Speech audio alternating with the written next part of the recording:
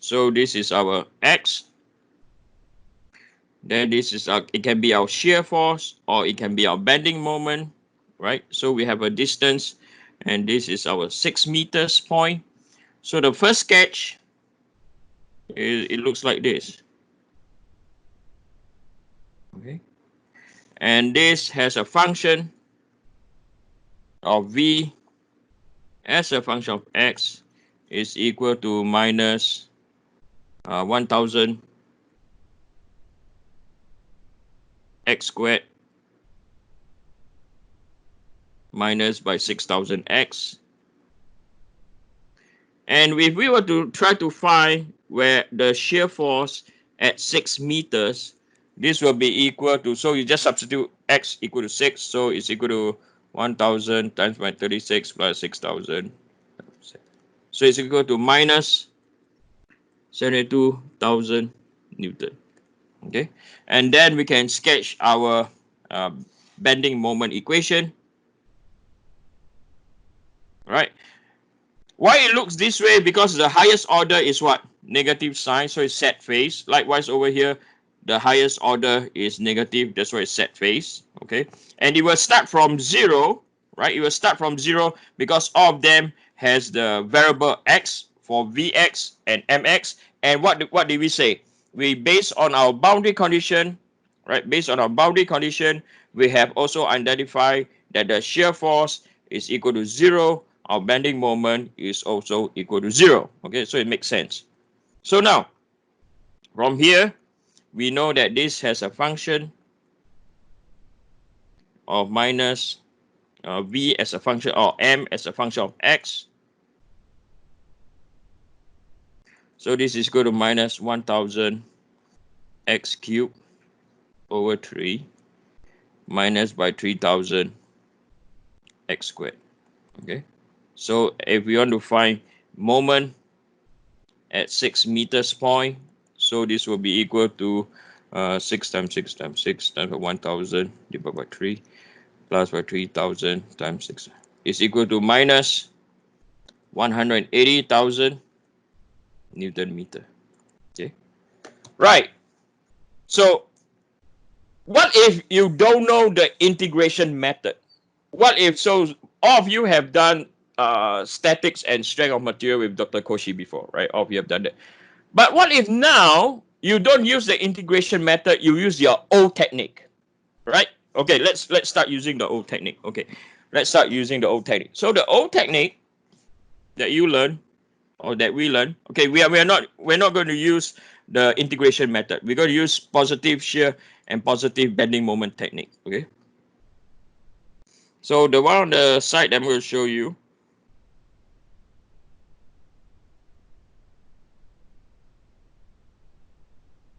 right? The one on the side I'm going to show you is based on shear force.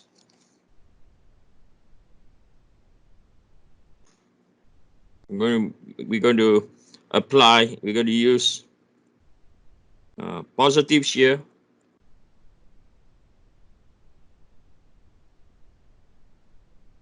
and positive bending moment.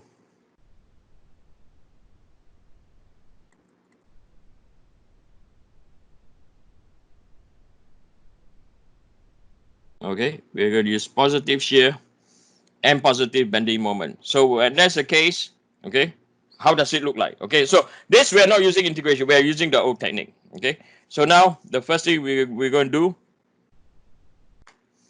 is we are going to, right, same thing. We have, so in order to use that technique, we have to find the reaction force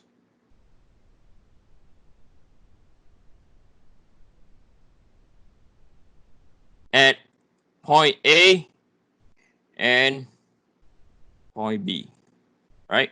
We have to find the reaction force. So you find the reaction force first. You have to do a free body diagram, right? So this is your point A, right? So point A has not support, fine. You have to find the what is your support at point B, right? Right. So we know that this is BY, And then we have to find the moment at where. What is our moment at point B? Now, so we can find our equivalent load.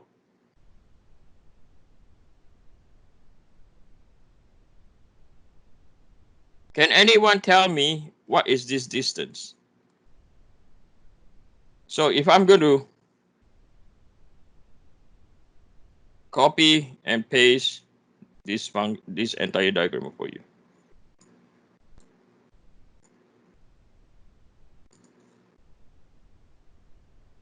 All right.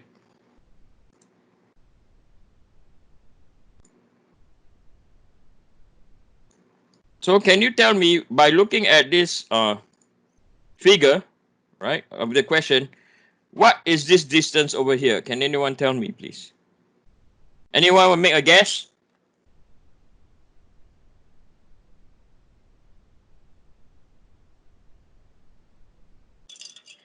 Would it be 2 meters from B? So you are, so one will be, so because this is 6 meters and a guess is 2 meters. Anyone else? So it's not 2 meters. I'm going to say we have a rectangular portion of our distributed load which has a center at 3 and a triangular portion which has its you have to use superpositioning. So I'm going to say it's in between 1/3 and 1/2. Yeah, but we don't know now, right? Right? So it's not 2 meters, because if you say 2 meters, the load distribution has to look like this. Has to be triangle. This is not triangular, is it? It's not. Okay. So the way to solve it is you have to do superpositioning.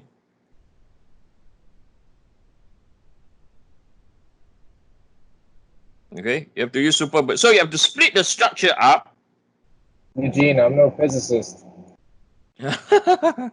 So the first thing is we have to split that up. So we have to split up where it's evenly distributed load at 6,000, right? And then you have to add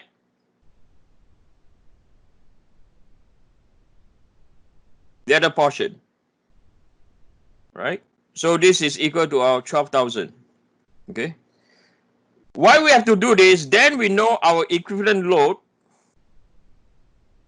right? Not our equivalent. Now then we can say that this from here to here is 3, right? So this will be 18,000, right? 6,000 times 3. Then over here, then we can say that this is 2, right? 2 meters. The distance from here to here is 2 meters. And this will be half times by 12,000 times by what? 6. Okay, then you can do everything. Okay, so then you will eventually derive your shear force and bending moment equation, right? So the steps are longer. Look at our integration method. You need to find the reaction force, right? For this case, you don't need. Okay, so that is the advantage of using the what? Integration method. Okay, and the integration method is not just for distributed load. It can be used for point load. Okay, it can be used. I'm going to show you an example that how are we going to be used for point load. So y'all can see the advantages of using the integration method, yes or no? Right. So for this case, after you do this, then you can you can start doing your shear force and bending moment equations. Okay, it has more steps. I'm not saying that is bad. It's simple, but there are more steps to do. Whereas for this case, right, for this case, the integration method, you just need to find the function of the equation, okay, and just put into dv over dx equal to minus omega x, and you just keep on integrating. The problem with the integration method is this. You have to know your what? Boundary condition. If you don't know your boundary condition, we are game over. Okay, I repeat again. If you don't know your boundary condition, we are game over. Okay, so I'm gonna tease your mind now. Okay, I'm gonna tease your mind now. Okay, so what if now we have two cases? Okay, condition number 1. Okay, so condition number 1. is exactly what we had before, right? So we have a beam,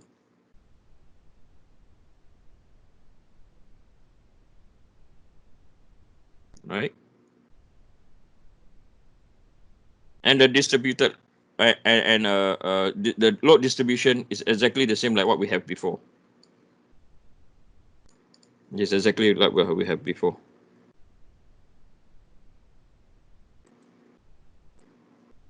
Right? So this is omega as a function of x. And this will be, so we have done this as 2000x plus the 6000. Okay. So this is also 6 meters. And then condition number 2,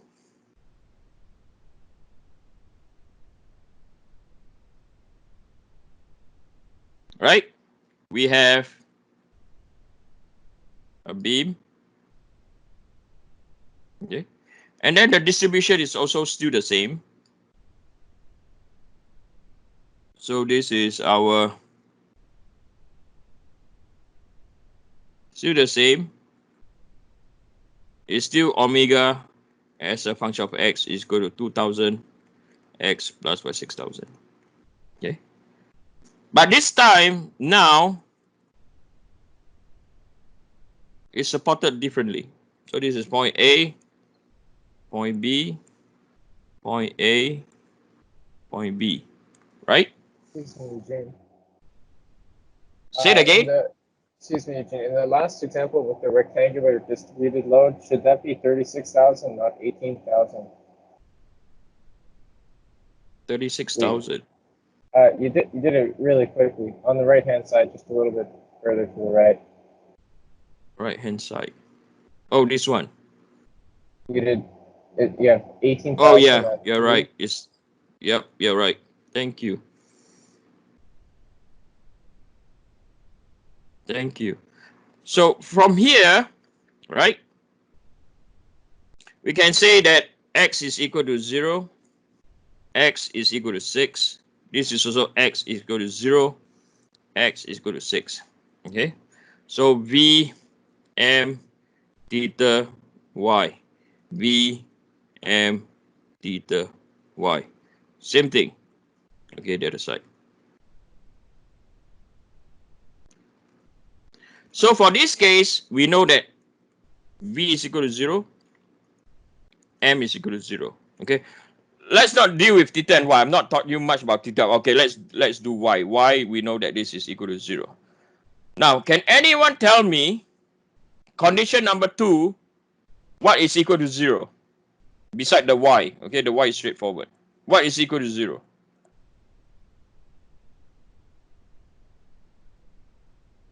Anyone? Is v equal to, hey? M. Yeah. Moment at point A is equal to 0. Moment at point B is equal to what? 0. So the boundary conditions are not the same. Okay. So in math, when you are taking a math course, right, they ask you, they will give you a function that when omega is a function of x, this is equal to 6,000, or it's equal to what? It's equal to 2000x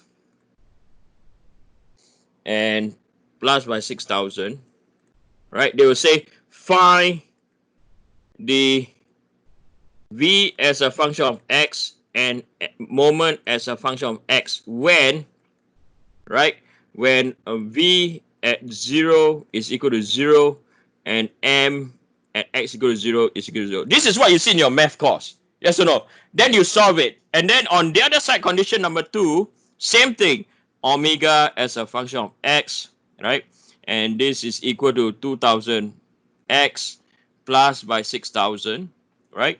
Find, again, find Vx and Mx when, right, M at 0 is equal to 0 and M at 6 is equal to what? 0. This is such a typical math problem that you do in any math course. Am I right? Yes or no?